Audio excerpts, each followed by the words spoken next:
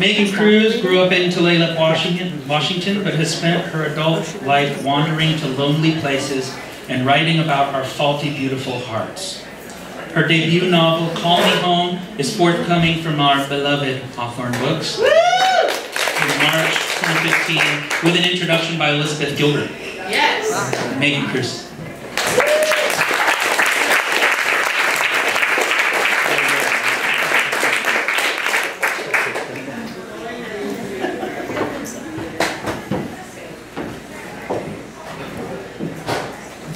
Pretty honest here, right? Reading terrifies me. Really, really glad there's a stool. We love you. Thanks. We've only just met. Thanks. Once I get the physical parts worked out, it's okay. First of all, I thank you so much for having me. It has been incredible. I feel just full of all of the support here, and you don't get that a lot, you know? Like, people fight for that, and it's a lonely thing that we do, so it's been wonderful to be part of this, and I feel super honored to have been invited.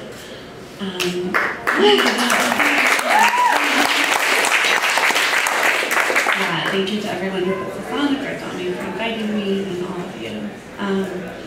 So, all of you who have novels, as many of you do, probably know the difficulty of trying to figure out what to read without context in a situation like this. So I will tell you that my novel it's 3 voices. It's a mother and her 2 children, a 13-year-old girl and a 18-year-old boy.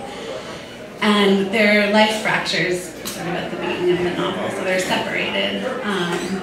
And I'm going to read to you from the son's perspective. He's 18, he's queer, and he has left his home and is now working at a construction camp in rural Idaho, where he is having an affair with the married older foreman of his construction crew, who his name is Jackson, and he's having an affair with an older man named Don. And in this scene, they are Don is taking him to Missoula, Montana for a little vacation, which is also where he lives with his wife when he's not working at the construction camp. So you can imagine the tension that builds. So Jackson, Missoula, Montana, 2010.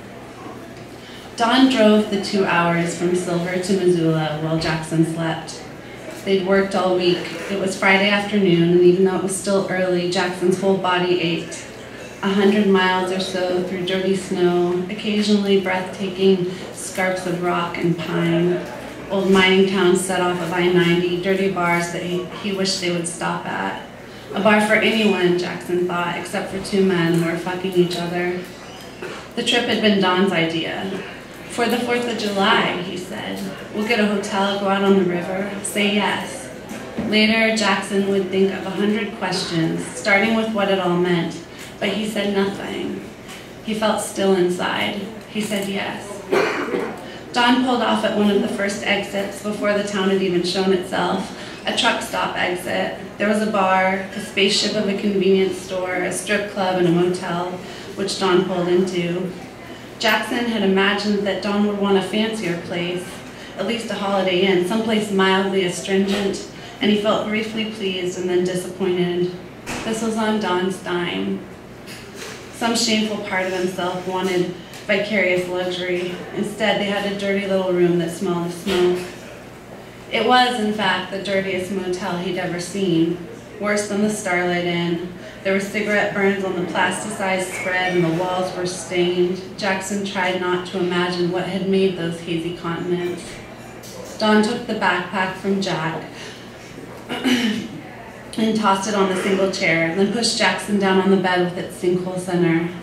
Jackson didn't care about the bed. Don was stretching his long body on top of Jackson's, kissing him, and Jackson's skin felt electric and alert. Jackson grabbed Don's ass with his hands, then dragged his palms up over his back. They lay still that way for a moment, and then Jackson pushed Don onto his back and kneeled above him.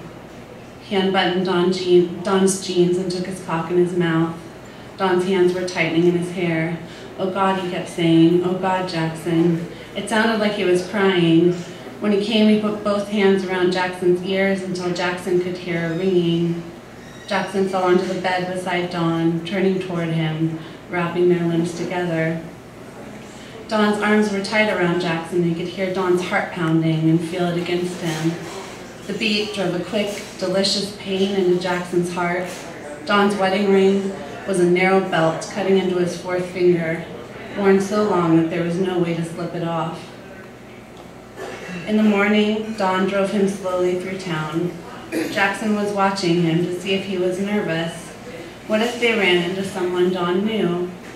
He wanted it to happen just to know what Don would say, but the truck passed unnoticed through the streets, while Don pointed to the bridges, the way to the college, the Wilma Theater, the Clark Fork River running high through the center of town. Don came through here all the time, Jackson knew. Don had told him this much. He would leave Silver late at night, then arrive in mid-morning the next day with supplies. Jackson couldn't bring himself to ask, but he knew what that meant. A few hours stolen with his wife in the middle of the night. Now, beside Don in the truck, he allowed himself the fact that he had hoped that this trip meant something, that Don was acknowledging their thing, that Don's wife didn't mean much to Don anymore. Jackson allowed himself the fact that he'd hoped for proof of it, that some kind of moment in town, some interaction with Don's real life, would prove that Jackson himself might be part of it, now or one day. This is where we do the weird skip through time so you don't have to hear everything. They spent most of the day at the river. Then, when it grew dark, Don drove them up above town. They hiked up the brown scrub until Don stopped and they nestled down in the dirt. He had his face buried in Don's jacket when the fireworks started, the buttons against his cheek, the warm smell of sweat and struck matches. "Hey," Don said and touched his hair. He slipped his fingers under Jackson's chin and tilted his face towards the sky. "Hey, Jack, you're missing it." The hill was a silvery stage for the half-hearted displays down in town, dusty Roman candles and the smell of sulfur. Don lifted Jackson's cheek from his jacket and toward the sky, the colored sparks and smoke. "You and me," Don said. They had a bottle of cheap wine that Don tipped up to his mouth. A shower of sparks lit his face in carnival pinks and blues. Don handed the bottle to Jackson. "A sweet little boy and a bottle of wine," Don said. "That's what it takes to make a honky-tonk time." "Is that what it takes?" Jackson pushed his face against Don's neck. "George Strait," said Don, "one of the greats." It wasn't George Strait. It was Dwight Yoakam, originally Johnny Horton, but Jackson let it go. Don's neck smelled like aftershave and cigarettes, and it was the worst fireworks display he'd ever seen in his life. 3 or 4 wilting rockets gave off an uneven spray of sparks. He remembered watching the fireworks in Everett last year, sitting down by the water with a stolen fifth of gin. It all seemed very far away now. Don kissed the palm of his hand and held his lips there. Jackson watched the smoke fall, drifting down like streamers from a party. It was beautiful, he thought. All of it was beautiful because here they were together, that old trick. Love makes the world new. Trite conceits, sugary lies, and still. Always he had thought of his life as if it was waiting somewhere else. A party that he might finally arrive at, late and breathless, and taking off his coat. It nagged at him that maybe no one was waiting anywhere at all. But now, Don pushed Jackson's hand up under his shirt and held it there against the broad plane of Don's chest. Down the hill, Jackson could see shadowy figures and sparklers dripping a bright, brief rain. When the last stray fireworks had faded to smoke hanging over the valley, they made their way back to the truck, walking gingerly in the dark. Don drove them back to the motel. Jackson was asleep, deep asleep, and when he woke up, it took him a long time to remember where he was. The springs of the bed creaking, the dark like a heavy fabric over him, the cheap, slick feeling of the motel blanket. Don was moving around in the room. Jackson reached for the light. Don was dressed, pulling on his coat. "What are you doing?" Jackson asked. The coarse sheets and the smell of cigarettes were all around him. Don walked over to him, switched the light back off. "You're tired," he said. "Listen, you just get some sleep, okay? I'll be back." He was out the door before Jackson realized what had happened, or maybe he was too surprised to say anything. He lay in the dark, not sleeping, a sick feeling coming over him about what he suspected Don was doing, and how, in the moment when Don walked out the door, Jackson had let him go. Like a dirty little call boy, he thought, like a nobody, and now Don was probably unlocking the door to his house, probably fucking his wife. What other explanation was there? And Jackson had let him go without saying a word. It felt familiar. All of his life, he thought, he'd wanted the people around him to feel good. He'd not wanted to start a fight. And where had that gotten him? The not speaking, the not fighting. He thought of his father, still drunk mornings when he would roar around the house, sheets sweated through, his little sister shrieking and giggling, happiness and fear. The first time he'd seen his father beat his father had come home late. Carpenters were being laid off. They were coming for him, he said. In 2 weeks his job would end, and who knew how long it would take until he found a new project. He had a drink in his hand by the time he'd crossed the kitchen from the back door, and by 8 he was reading the same page of the newspaper again and again, talking to himself. He said something to Jackson's mother that Jackson didn't hear, and she was crying, covering her face with both hands.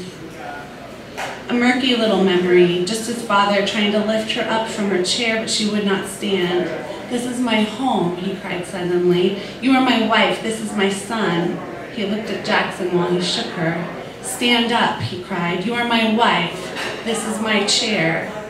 Because he was 7, because he knew the power of possessions, it did not occur to him to wonder what it all meant.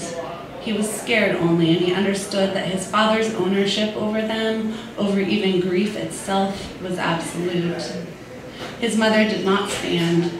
He lifted his hand and struck her across the face. Her lips split, and she stopped crying, but she did not say a word. She would not look at him. In the back of the house, his sister started to cry. His father put down his hands. He pressed his face to his mother's breastbone for a long time, and then he stood and led Jackson to the truck, and together they went out to town. And so Jackson thought he had been complicit all of his life. He couldn't explain why, but he had the same feeling now. He drifted through a light and restless sleep, sick to his stomach, the clock blinking through 2 o'clock, 3 o'clock, 4. He was half angry and half hating himself. His heart darted around in his chest. When he finally heard steps outside the door, the fumble of the key card on the door, he kept his eyes closed and his face turned into the pillow. Jackson heard Don come into the room, but he didn't say anything. It was 4:30. 5? The light was just this side of dark. "Jack," Don whispered. "Jack."